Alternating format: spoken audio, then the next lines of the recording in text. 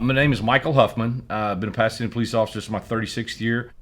Best buddy of mine, hunting buddy, SWAT team buddy for 23 years. Larry and I were at our deer lease west of San Antonio, west of Kerrville. We left our deer lease about 8:30 at night. Still a little bit of daylight out there in West Texas. And we get on Interstate 10, and about a mile from our entrance into the roadway, we crested a hill. Down at the bottom, we could see some headlights, and we saw emergency lights on one car. As we got closer, there was a U-Haul trailer in the road, obviously a wreck. It was stranded in the left-hand lane or the inside lane of the freeway. And we pulled over and identified ourselves as police officers to a gentleman who had pulled off the road, another good Samaritan, and he told us that there were some people hurt in a Honda Fit, hit a tree, had gone off the road. A GMC or Chevy truck hit a U-Haul, sheared the U-Haul from the Honda Fit, and then the Honda Fit went off the roadway, injured some people.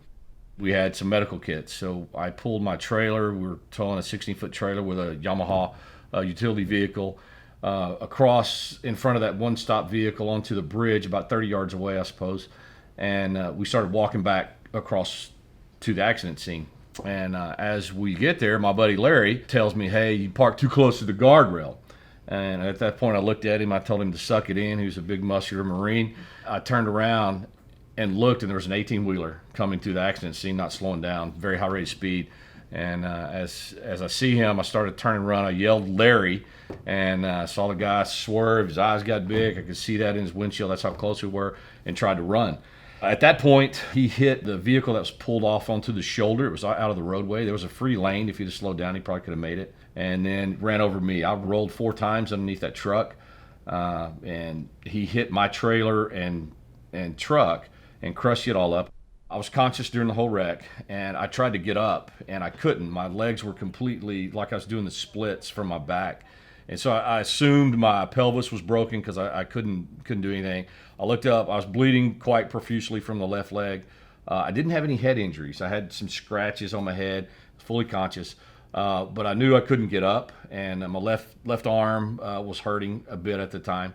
And I wasn't sure of the extent of the injuries, but I knew I was hurt pretty bad. When the first officer on the scene, Kirk County Deputy Alex Monroe, got there, they did not know there was another victim. And apparently, I may have told them, I don't remember at that point, but I was yelling, "Larry, Larry," trying to find him, and I didn't hear from him. And so, eventually they found him at the bottom of that ravine. I had a left above knee amputation, which was the day after I was in the hospital. My left leg was pretty much destroyed. Segmented fractures in the tib fib of the right leg. It was almost cut off right above the ankle. Right femur was broken and split in half. Pelvis was broken. Ligaments were shredded. Several broken ribs, vertebrae, broken humerus, left humerus. Rehab was interesting. The biggest thing is obviously my wife. She was there every single day. She was a teacher, and she took off work for the next couple of months, but she was in San Antonio with me the entire time. But I had really, really good support from my police agency. Our chief at the time assigned officers to be in San Antonio. One of those apartments was for there, so she had somebody there for anything we needed the entire time. But the rehab was quite extensive. I was in ICU for about, I think, 19 or 20 days. Didn't know I had an amputation or Larry had passed away until, I think, day 5. I came back to work in January of 2014, but I was still in a wheelchair. I had my leg, but I wasn't up on it yet, and I was ready to get back to work. So I came in and did what I could here in the office, and over a period of the next few months, I was still in rehab till June, till I finally got released. Slowly over those next few months, I was up walking. I would go help teach classes, but it was about I guess 7 or 8 months before I came back. How many times do we see cars on the side of the road with lights on, and people just don't pay attention anymore because it's natural. And so I think if it was a different type of lighting system, strobe, maybe some auditory that would key in their car as they're getting close to it, I think certainly it would help. People don't like to say it is what it is, but that happened. It's in the past.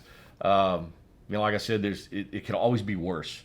And since that time, I have stopped and helped people. We on viewed a wreck right here in this major intersection a couple of months ago, me and another guy, and we stopped and helped. That's just, I would still do it. I think that's kind of ingrained in me. I would want someone doing that for my wife or daughter or family member. So, they're important to me, and everybody else's family member is important to them. So why wouldn't I help? I still would.